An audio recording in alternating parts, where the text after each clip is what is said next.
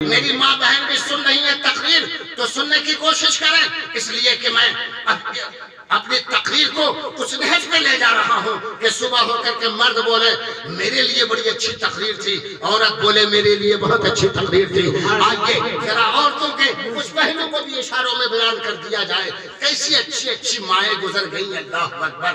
اور آج تو عجیب و غریب مائیں رہ گئی ہیں، ایسی مائیں رہ گئی ہیں جو میڈیکل سائنس پڑھانا چاہتی ہیں، وہ ماں گزر گئی جو اپنے بیٹے کو قرآن پڑھانا چاہتے تھے، جو اپنے بیٹے کو حدیث پڑھانا چاہتے تھے۔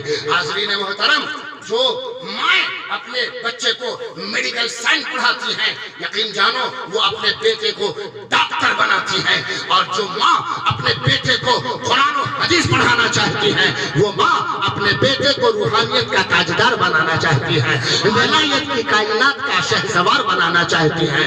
حاضرین محترم، آئیے ذرا سا دیکھیے، تاریخ کا ایک چھوٹا سا ورق یاد آ گیا، اگر ہم اسے پیش کر دیں تو ذرا سا ہم کو اچھا لگ رہا ہے۔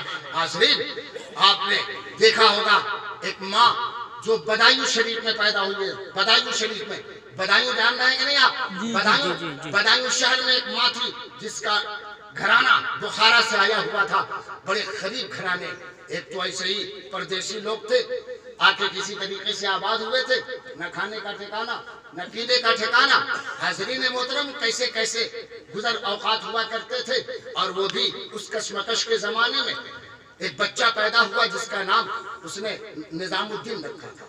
سبحان اللہ، بے شک سبحان اللہ، نظام الدین نام رکھا تھا۔ حاضرین، جب نظام الدین کھانے پینے کے لائق ہو گئے، بولنے اور سمجھنے کے لائق ہو گئے، تو جب دیکھتے تھے کہ کئی روز تک گھر میں چولہا نہیں جل رہا ہے، بچہ ہی تو ہے، بھوک کئی روز برداشت کرے گا، آتا ہے نظام الدین اور اپنی ماں سے کہتا ہے امی بہت تیز بھوک لگ گئی ہے، انتظام کرو۔ تو ماں اپنے بیٹے کے منہ پہ ہاتھ رکھ کے کہتی تھی بیٹے ہم لوگ مہمان ہیں، سبحان اللہ، سبحان ہم اللہ، لوگ مہمان ہیں۔ ذرا ماں کے تربیت کا انداز دیکھیے، سبحان مائیں اللہ، کس طریقے سے اپنے بچوں کو پالا کرتی تھی۔ وارے آج کی ماں کے سامنے لڑکا اگر شکایت لے کے جائے نا تو بولیں گی جاؤ اپنے پاپا کی کھوپڑی چاٹو، اپنے پاپا کا کلیجہ کھاؤ۔ اس قسم کی بدتمیزیاں بولنے والی آج کی عورتیں پیدا ہو گئی۔ مگر اس زمانے میں جب بیٹا بھوک کی شکایت کرتا تھا تو بیوی نہ شوہر کو کوستی تھی، نہ خاندان کے بزرگوں کی گستاخی کرتی تھی، بلکہ وہ اپنے بیٹے کے منہ پہ ہاتھ رکھ کے کہتی تھی بیٹے ہم لوگ اللہ کے مہمان ہیں، ہم لوگ اللہ کے مہمان ہیں، مہمان کھانا نہیں بانٹتے ہیں بلکہ میزبان کا انتظار کرتے ہیں، جب میزبان دے گا تب کھائیں گے، مہمان بولا نہیں کرتے۔